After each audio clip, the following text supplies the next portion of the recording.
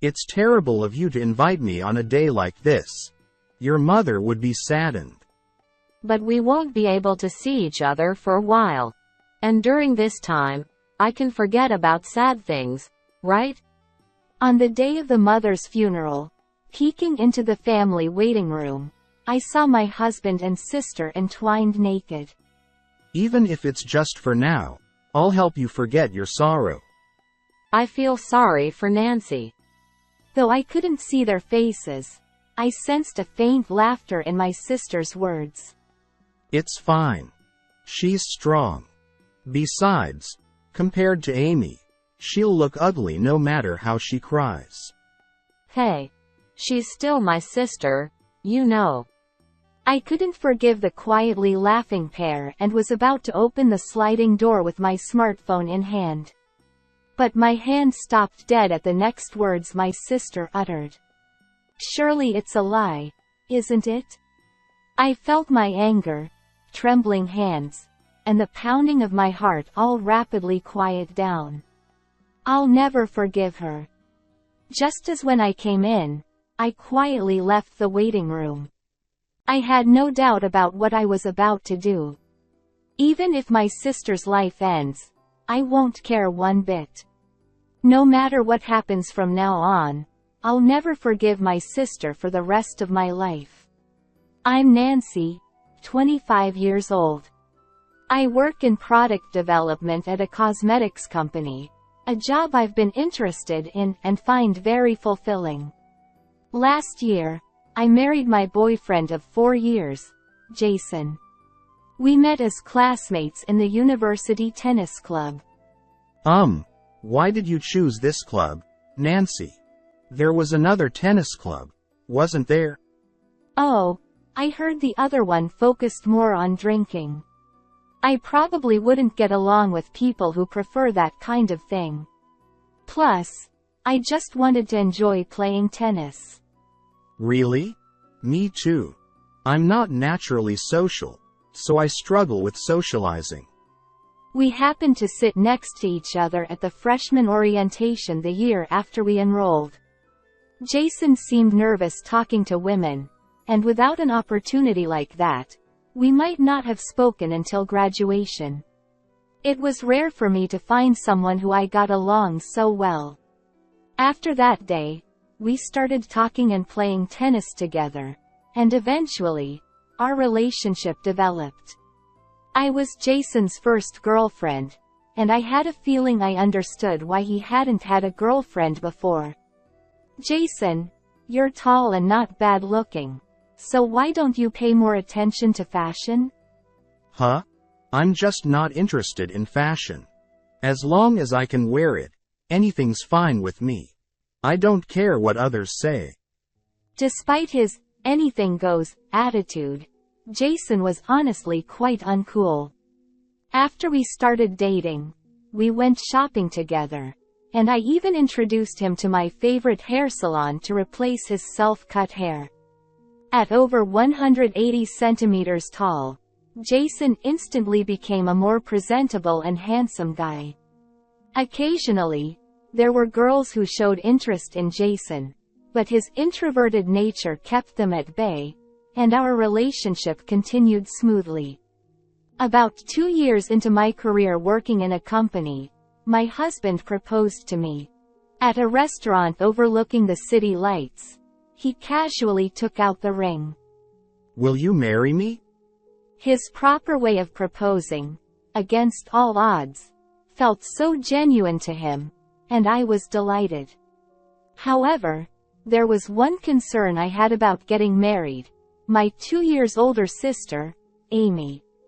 Throughout my life, Amy had ridiculed and belittled every friend or partner I brought home, labeling them as uncool. Bringing my fiancé home would surely lead to another unpleasant experience. I felt weighed down by this thought. Perhaps Amy and I were just too different. Amy had inherited our mother's cute, doe-eyed idol-like features, and she associated herself with bright and flashy companions. On the other hand, I resembled my father, with single eyelids and a clean-cut face. A fair-skinned, bespectacled girl with a penchant for science. Although we shared similar heights and body types, the impressions we left were polar opposites. Nancy, when you grow up, consider getting double eyelid surgery. Your face doesn't even suit cute clothes. Leave me alone. I'm not bothered by it. You really aren't cute at all. Your face and personality are just too harsh. Being constantly ridiculed by Amy about my appearance since childhood, our relationship had soured long ago, even as early as elementary school. Amy's cunning was in her ability to cloak her insults in jokes, making it sound light-hearted even to our parents. But if she were to say such things in front of my husband, to dispel the dark thoughts, I called my parents with a cheerful voice. When we visited our parents to announce our marriage, my sister Amy, who had been married for 3 years, eagerly awaited us. Of course, her husband Justin was there too. Amy and Justin lived near Justin's parents, just an hour away by bullet train. I'm Jason. I've been dating Nancy. I promise to make Nancy happy. Nice to meet you. Hey, Jason, no need to be so nervous. We won't eat you up or anything. Yeah. We're just grateful you're marrying Nancy. From the first greeting, my parents burst into laughter at my husband's nervousness, and the atmosphere remained lively and enjoyable throughout. My husband, dressed in a suit with his hair neatly styled, looked fantastic and handsome, even to me, his longtime partner. Jason, what do you do for work? Oh, I'm a systems engineer. Wow, really? That's cool. In a rare display, Amy showed kindness to my fiancé, who I had brought home. Though she had always belittled and ridiculed the friends and partners I brought home. Well, to be fair, my husband today is tall, handsome, and super attractive. Seeing the gleam in Amy's eyes, I felt a sense of superiority for the first time. Looking back, maybe the countdown to the end had already begun from that moment. Even if you say you're a systems something, it's all Greek to you, right, sis? Oh, come on. Nancy always makes fun of me. But seriously, I have no idea about the system thing. Oh, sorry. Even I don't understand. What kind of job is it? Father and Justin were also laughing heartily, and my husband seemed to be enjoying himself throughout. My parents had a great relationship, the ideal couple for me. I hoped that one day we could be a couple like them. In the evening, as my sister and her husband were about to leave, we decided to have dinner together on the way to the station. Hey, once the wedding settles down, how about the 4 of us go on a trip together? Maybe next summer. What do you think, Justin? It was the first time my sister had invited me on a trip. Perhaps she had matured during the time we had grown distant after getting married. Sure, that sounds good. If our schedules align, I would love to. I'd be happy if we could get along as families from now on. Yeah, sure. Justin was a kind person with a slightly chubby and gentle demeanor. Honestly, I was surprised when he first came to greet us. It might be rude to say, but he wasn't the type one had expected my sister to be with. It made me realize that love and marriage are indeed different things, which I oddly found myself accepting. I had thought that as we grew older, our relationship with my sister would improve, but that was a big mistake. After getting married, we planned to spend our first New Year's holiday at my parents-in-law's house and then visit my parents on the 3rd. My sister had come home for the New Year's on the 2nd, but it seemed Justin had to leave early due to prior commitments. Hey, since we're all together, let's go for lunch. Leaving our parents, who had already had lunch, we headed to a nearby restaurant with just the three of us. As we approached the restaurant, even though it was the third, it was still bustling with people. It's crowded. Let's stick together. Saying that, my sister linked her arm with her husband's. In that instant, I noticed my husband's face blush. It was our neighbor despite the crowd, so getting separated wouldn't be an issue. It's nice being tall. Feels reassuring having you next to me. My irritation flared up hearing my sister's cutesy voice, but I didn't want to ruin the New Year's mood, so I kept quiet. In the end, my sister kept clinging to my husband's arm from the restaurant until we got home. Also, I was irritated by my husband's lovesick expression. When we got home, my mother was busy preparing for relatives who were coming over in the afternoon. Hey, can you come shopping with me? I want to buy souvenirs for my husband. And look, things might be on sale after New Year's. Sure. Nancy, what about you? Wanting to help my busy mother since I was home, I declined. I'll stay. Sis, we have relatives coming over soon, so come back soon. Got it. I'll borrow Jason for a bit. Grinning, my sister took my husband's arm and left. Seeing my sister like that, even my mother smiled wryly. Looks like she got herself a cute little brother. Although my mother said that, my sister's behavior looked more like that of a lover than a sibling. For the next 3 hours, my sister didn't return, taking my husband along with her. They became suddenly close, and even after returning, they kept chatting together, glued to each other. What irritated me the most was what my husband said in the car on the way back. Amy is really cute, isn't she? I never expected to be so irritated right after the New Year's. It made me think I never wanted to return home for New Year's again. In the early spring, when I had almost forgotten about it, my sister called. Hey, how about a trip with the four of us this summer? It was the same invitation I had received before getting married. In an instant, the unpleasant memories of New Year's came flooding back. As I stayed silent, the voice on the other end of the line changed to Justin's.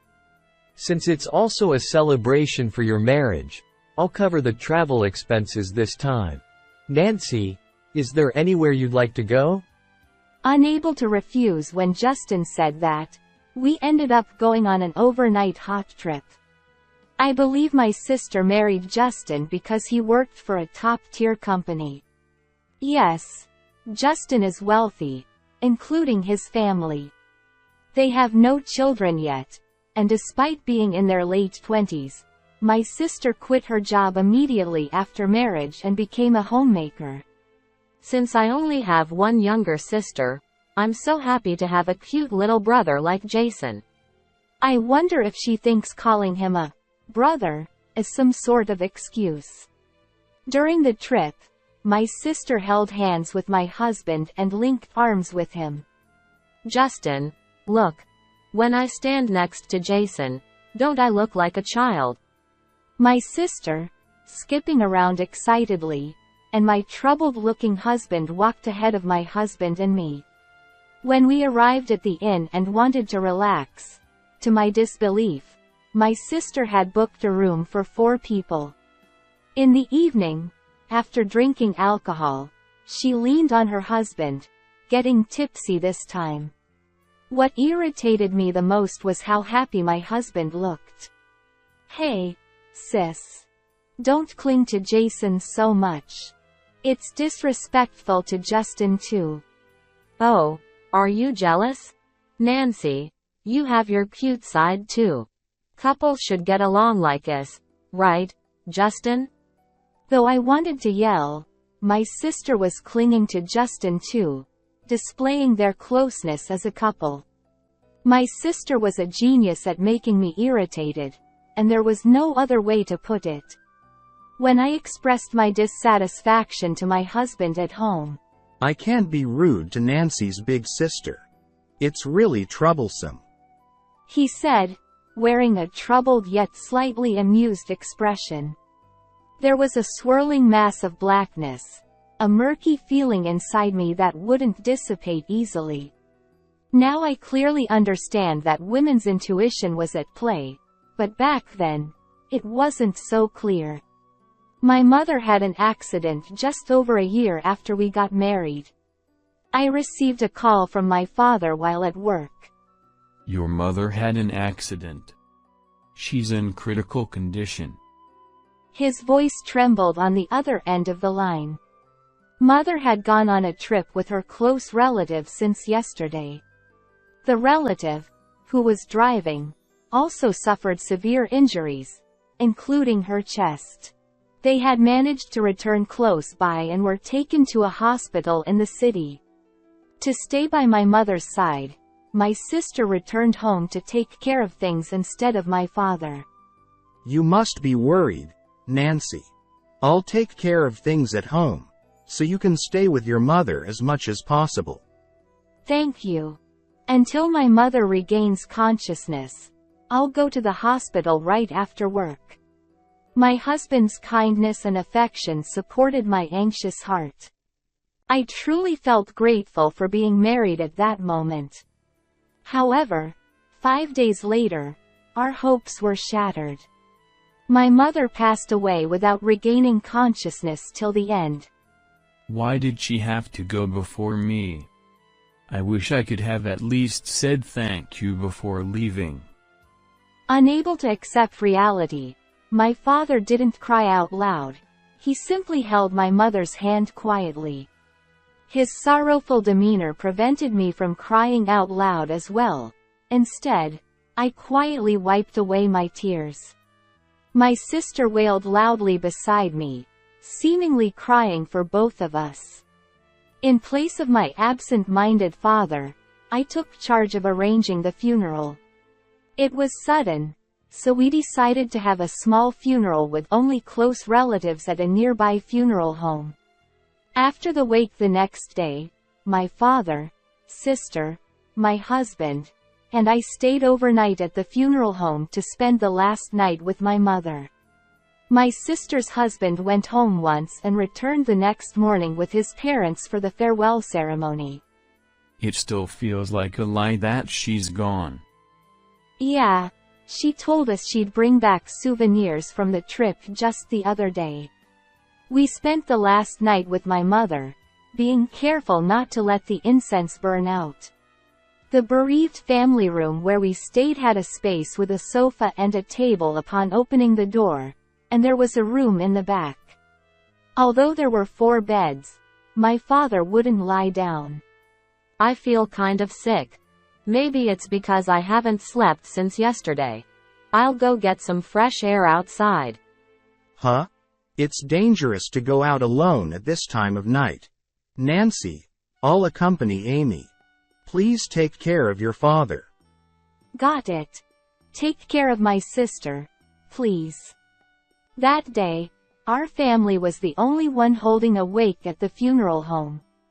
After the staff left, it truly felt like it was just us. When my husband and sister left, the already quiet funeral home seemed even quieter. They returned about 2 hours later, bringing warm soup from the convenience store. The next morning, after having a light breakfast and getting ready, there was still about an hour and a half until the 10 o'clock start time. While the staff began preparations, my father, like last night, sat blankly next to my mother's portrait, lost in thought. We were supposed to have a final coordination meeting with the funeral director soon. I had intended for my sister to join as well, but she was nowhere to be found. I wandered through the venue, but neither my sister nor her husband were there. Had she fallen ill again? With a sense of dread, I decided to peek into the waiting room. As I reached for the doorknob, I heard a strange sound like a cat's cry from the inside, sending shivers down my spine. My heart began to race. As I slowly turned the doorknob, I realized it was locked from the inside. Could it be? I had been holding onto the key to the waiting room, which I had arranged for the funeral. I gently inserted the key into the lock and turned it silently. The lock clicked open, but the strange noise persisted from within. Sneaking into the waiting room, I noticed the door was slightly ajar, about 10 centimeters. Amy. My husband's voice came from beyond the door, causing my heart to leap. I knew logically it was my sister with him. Still, part of me hoped it was Justin, arriving early. Why is this happening? Despite feeling faint, I managed to slip out quietly. After taking a slow, deep breath, I decided to try filming with my smartphone. Peering through the crack in the door, I saw my husband and sister entwined, their lower bodies exposed. It's cruel of you to tempt me on a day like this. Your mother would be saddened. My husband said. But we won't see each other for a while. Besides, won't this help us forget our sorrows? My sister replied. Even though the funeral is about to begin, the sight of my sister, acting affectionately towards my husband, disgusted me to the core. Even now, I'll make you forget your sorrows. My husband said. I feel sorry for Nancy. My sister said. Though I couldn't see their faces, I sensed a hint of laughter in my sister's words. The thought of them being together last night made my chest tighten. It's fine. She's tough. Besides, compared to Amy, even if she cries, she looks ugly. My husband remarked. Hey, she's still my sister, you know. My sister retorted. My husband's words pierced through my trusting heart. Unable to bear their whispered laughter, I decided to swing the door wide open. Just as I was about to lower my smartphone, my sister's next words froze me in place. But we must thank Mom. We got to spend 5 days together. I wish she could have held on a little longer. My sister said. Your mother was on our side. From now on, pretend to worry about your father and come home. My husband suggested. Hee, Jason is such a bad guy. My sister chuckled. Was my mother's accident merely a stroke of luck for them? Was my husband's kindness, which supported me at that time, just a lie for their tryst? The anger, trembling in my hands, and the pounding of my heart, all suddenly quieted down. I would never forgive them. As I left the waiting room, I heard my sister's pleading voice from behind. One more time. I had no doubts about what I was going to do next. I wouldn't care if my sister's life ended here. No matter what happens in the future, I will never forgive her for the rest of my life. As I left the waiting room, I immediately headed towards my father. The family of the relative who had the accident with my mother was already there beside him. I whispered to my father, deciding to have the extended family join us in the waiting room. As we headed there, the elevator doors opened, and Justin's family and my husband's parents came together. Nancy, are you okay? We came early in case you needed help. My mother-in-law said. Surrounded by such kind people, I felt saddened. Thank you. I apologize for calling you all here so soon. I quickly explained the situation, and all our relatives quietly entered the waiting room. Then, with both hands, I forcefully pushed open the door. Bang! The door swung open but recoiled slightly. Though they were both wearing clothes, they were frozen in an embrace on the messy bed. I addressed my husband with a cold gaze. "Hey, Jason, what are you doing?" My husband panicked, breaking away from my sister and standing up. Among the relatives behind me, I saw the shock on my parents' faces. No, this is..." My sister stammered. I wasn't. I felt sick, and Jason was just comforting me. "Yeah, that's right. Amy, she's been feeling unwell since yesterday." My husband added. Both my sister and husband were desperate, knowing that not only their partners but also their parents and relatives were present. "Nancy, you seem to have misunderstood something. Jason was just taking care of me. I simply took advantage of his kindness. If I misled you, I apologize. I'm sorry," my sister said.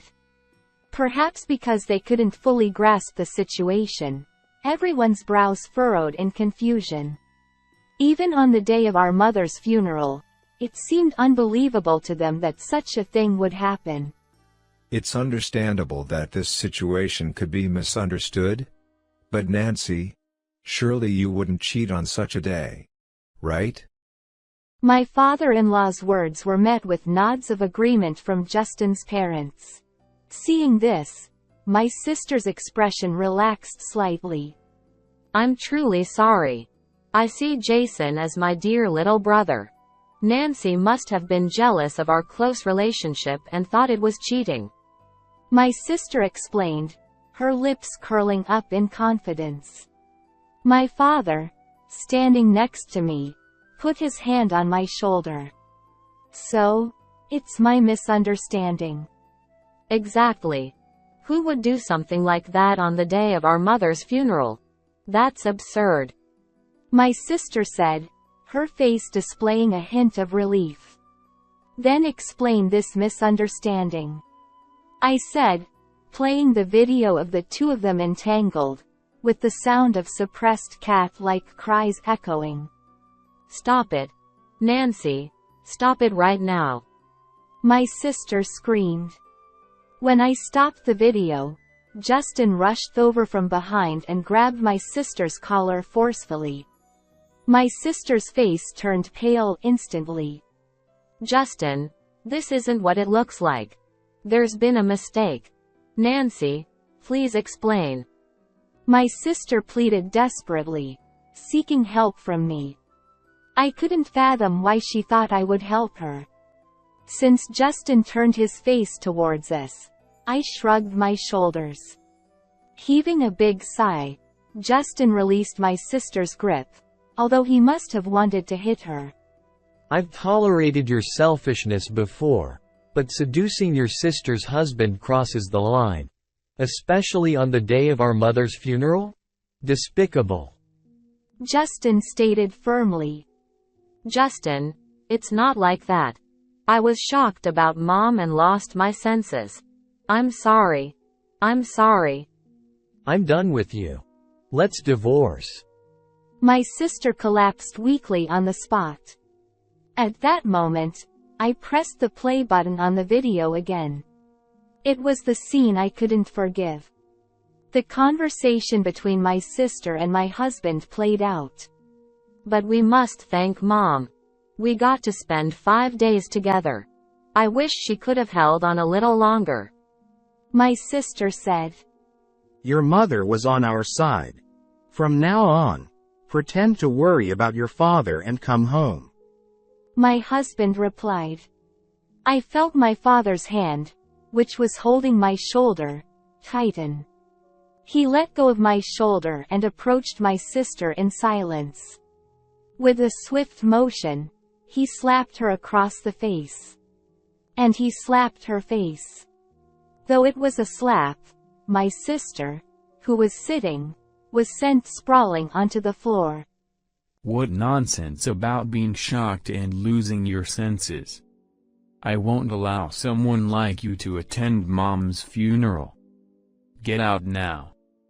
My father's angry voice resounded, and at the same time, my husband was sent flying through the air by a blow from my father-in-law. Dad, no, it's not like that. I'm sorry.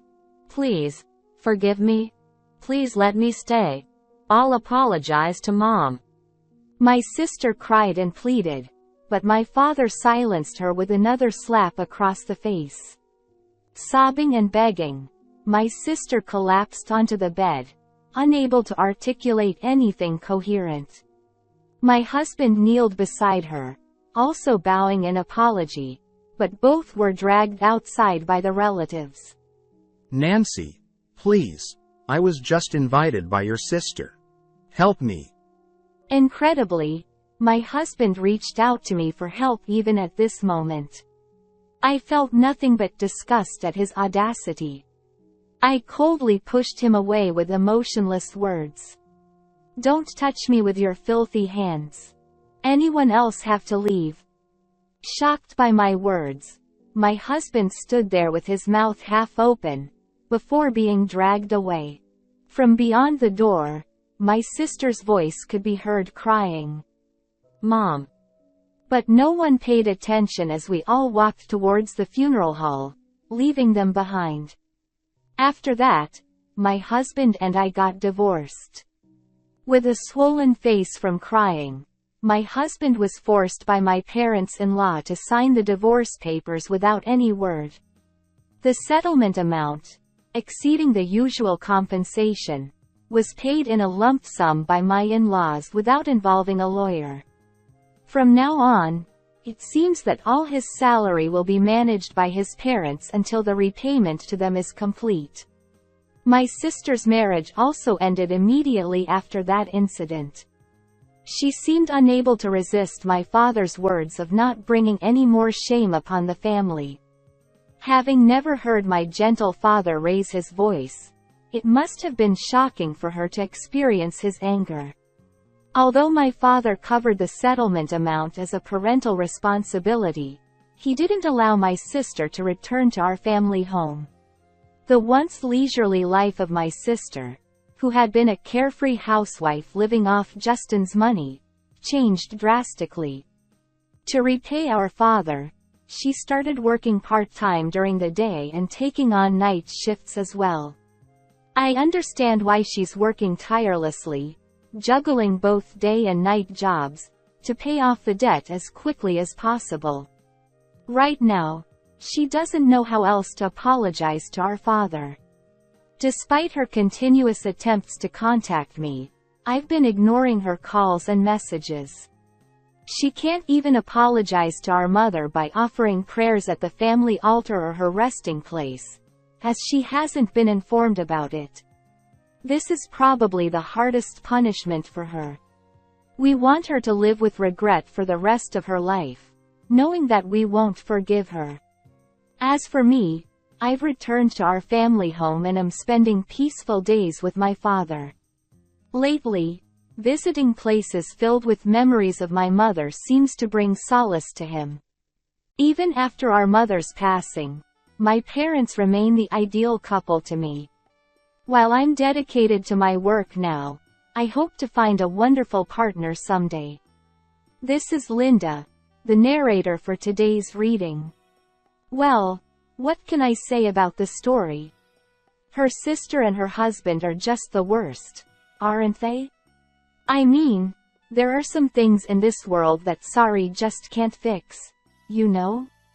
I think they should spend their whole lives carrying that guilt. What did you all think about this story?